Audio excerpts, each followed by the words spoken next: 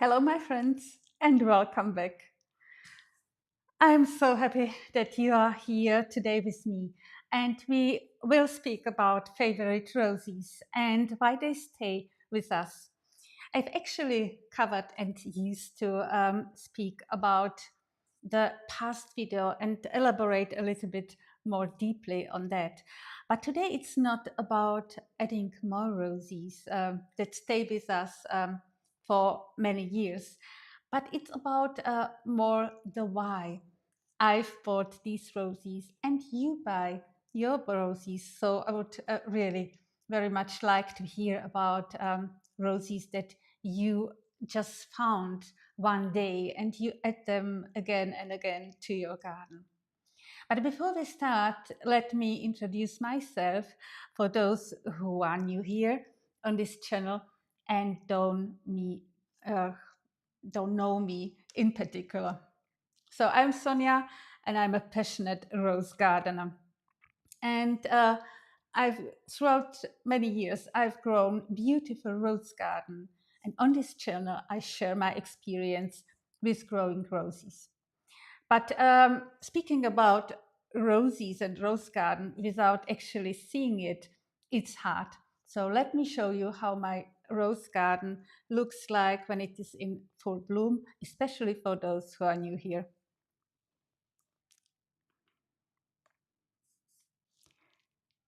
So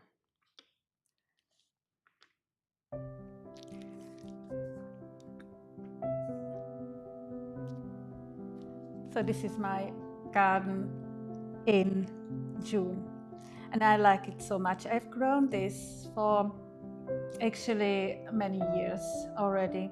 When we came here and bought this house, there were hardly any roses. I think I have maybe two or three found in this garden, and they were simply in bad condition. But over the years, I add roses and beds, and I'm still adding that. It's not the end of the story here, but I simply enjoy to do it, and I like to share all the experience with you. So I'm happy to answer any question that you have on roses, and for sure if there is something that you are interested in.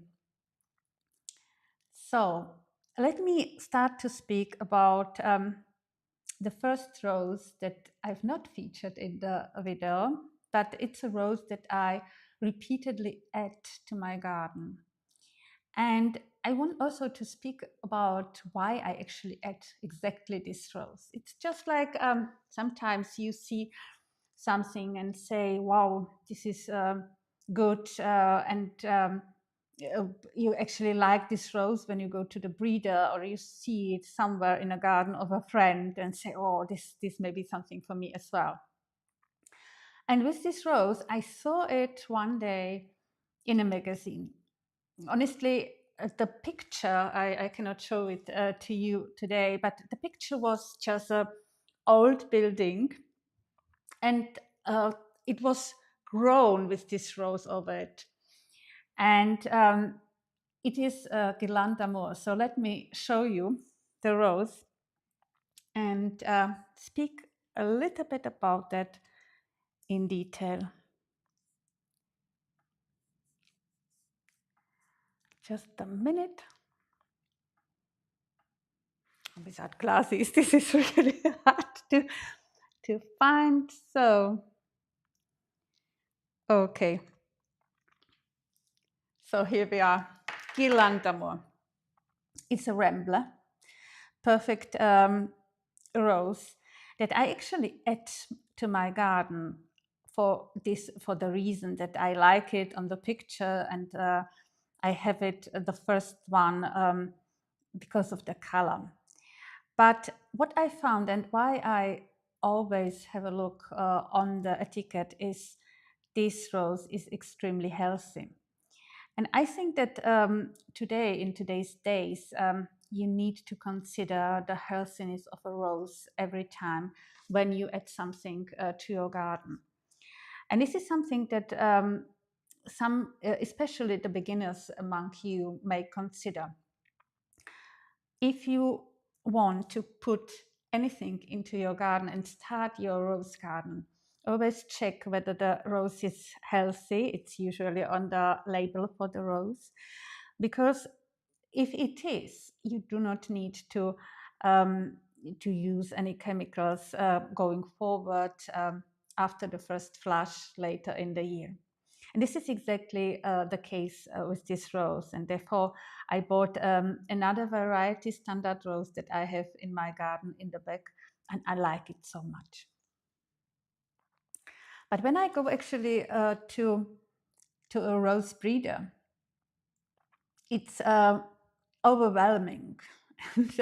Maybe some of you have been to rose breeder and to these gardens where they produce roses and show you so many varieties.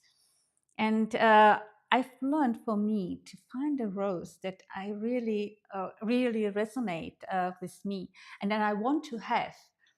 And I do not usually know at that point of time whether this rose will be only one specimen that I will buy for my garden, or whether I will then plant the rose many, many times. But I usually go through the roses that are on display and simply let the feeling come to me. And very often I just find a rose that simply attracts me by the color or fragrance. For fragrance, I had Jacques Cartier. It's wonderful damask rose. One of the damask roses that actually repeat blooming. And this rose caught me by the fragrance. And the rose that I show you right now caught me by color. So if you enjoy color in your garden, just go for it. And I do not know what colors are in your garden. I would really like to hear about that. And I thank you very much, Andreas, who just commented last time after the live stream. It meant really a lot, the comment. And he said that he has a completely different garden, which which is great, with different color structure. That is more of a strong colors and just colors of rainbow, which is wonderful. And this is actually everyone who buys roses and adds them into the garden needs to feel how what he wants and what color is the right one for him. There are so many roses to choose from. I choose the colors that you have seen in my garden, just like the pink, red, pale yellow, not that many because my garden is simply small. But this one, I simply could not resist the minute I've seen it. And sometimes it's just when I go now to a breeder and just go through the rows, I'm attracted to this rose again and again, and just, okay, this is something I already have actually many times. Because here in the backyard, you see it here in the front, it's not just only one. There are two roses planted in this ornament. And in the other ornament that you can see a little bit far away from here, again, two roses. So four of these dinky roses are planted solely in the back of this garden. And I like it very much. So this was the feeling that I got when I first found the rose. But I've already touched a little bit on that. And this is something that I would like to know from you, if you consider it as well when you grow roses or want to grow roses. And this is somehow the balance with the nature. This is something that changed over the years for me. When I first started to plant roses, I did not consider that much that bees need our help, because it's a little bit, well, many years ago, there was not a problem with the bees or pollinators. But nowadays, really, I think that it's good to support them. So I tend to plant roses that help them. And many of them, many of roses really do and provide you just the beauty. but also help the others. And this is simply nice because I think that also the sounds of the garden when the bees are in there are beautiful.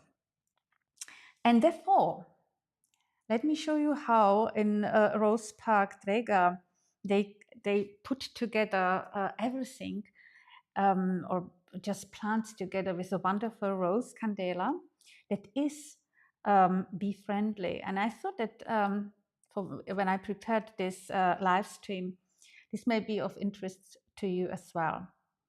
So actually this rose, this is a completely different color structure than in my garden.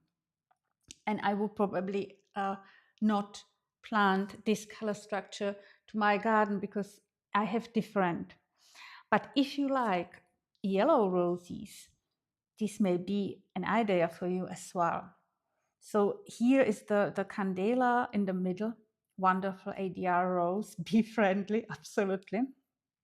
And around it, it's an arrangement of actually nepeta and gaura and sage and in front gypsophilia with wonderful colors, and everything attracts the bees. So it's from the perspective of planting roses and think of nature, great combination. And if you like this color scheme, just you may consider it. Do you actually have any any color scheme for your garden? I would really like to see it. By the way, thanks a lot to the lady for her comments from the channel, Mrs. Rosie Lady, who just liked the color scheme from my garden. So thank you very much. And I would really like to hear how your color scheme is, because it's always interesting to exchange experience with growing roses and how it actually looks like. Oh, Gardener Jay. Hi. Hi, Jay. Nice to have you here. Nice to have you here. Do you have any particular question? I hope that you are doing well and that actually your roses, hopefully are still dormant, like here in the garden. We have here in Germany now in January good weather, but for those of you who are just beginners with roses, there is not that much to do in the rose garden, a part of cleaning at the moment. So we do not cut the roses now, because if we did, there would be in danger to be damaged by the frost that may still come. So we still wait for the forsythia to bloom. But thank you very much that you are here and that you came around.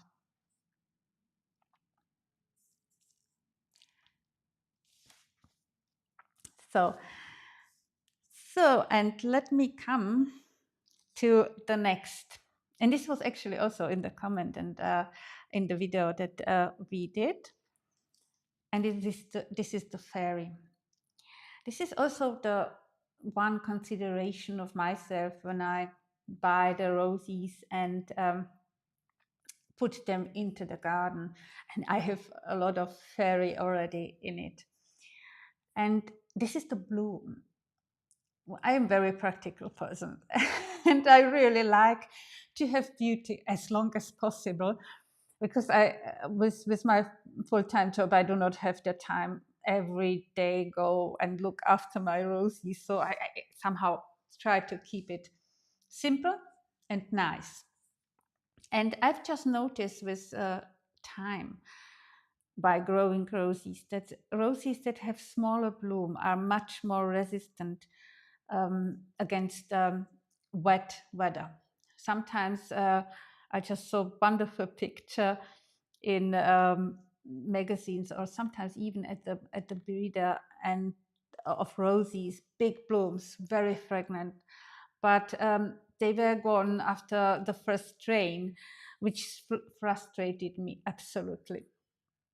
So I have this fairy also for the reason that it's very practical for someone who wants to have bloom long and time, even when the weather change pretty quickly throughout the year. But the fairy actually generates kind of feeling in my garden. And I do not know how is your feeling, or how actually when you go into your garden, um, you just feel about the colors, roses, fragrances. But it's really very different. We have seen this wonderful Candela rose that were on display, but there was also another rose that, this is just a Souvenir de Greville, but this is another rose I wanted to speak about. This is another rose that also creates a feeling, but the same effect. The Candela is more for a sunny space with all the plants around it. Here, this plant combination is more for a shady space. And also, again, La Rose de Molinar, very fragrant rose. Unfortunately, I do not have it at in my garden now. But when you see how beautifully this combination is put together, oh, I love it really. So there is the La Rose de Molinar, and in the back you see foxglove. By the way, for those who don't know, foxglove, when you buy it like this, is beautiful. But actually, this plant is just flourish 1 year, and if you let it there on the space, it just makes seedlings around it. And in the second year, they will come again, but you need to wait a little bit. So it's just not a plant that after the bloom they will stay on the space, but you just have it from the seedlings that it produce in your rose bed. And sometimes pay attention to it, because the seedlings may be many of them. So I even sometimes have to weed them out. On the side, you can see wonderful lady's mantle, and in the front, the white plant is actually a white bellflower. So these were the rose combination, and how I changed actually my color or my gardening, rose gardening over the years. Actually, when I started to plant roses, there are not all of them still in my garden, and some of them I do not plant that much. And if you ask which ones are these, I started actually in this garden with dwarf roses. I had a lot of them. I still have a lot of them, but I found out that dwarf roses are great for a particular situation. And when you start to go through a garden and just design the garden, you notice that to make only one particular rose, and a rose of a height, maybe to not that much, that a little bit more would be good. So I filmed a video today where I will speak about the garden design with roses on obelisk a little bit more in detail. Yes, so you may look into it, but also consider it next time you buy a rose. And maybe the next purchase of you will become the favorite rose for your garden that you will decide to add to your garden again and again. And this was actually the rose on this one, the Souvenir de Greville, where I actually honestly love a lot this rose. And this is the kind of connecting, binding growth in my whole garden because of the beautiful color. This is very healthy and resistant, and I simply add more and more of these rose into my garden just because of the beauty. And I would really like to hear more about your roses that you say this is my favorite, and I could recommend to everyone just to have a look if it is appropriate and suitable for his own garden. So, do you have any question, anything that you are interested in?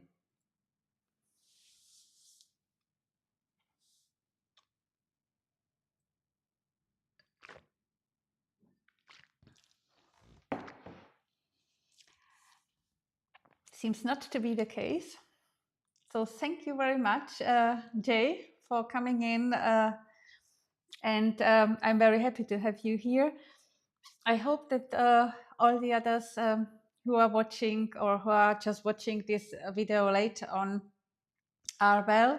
I'm looking forward to see you next time. And with that, I see you next time.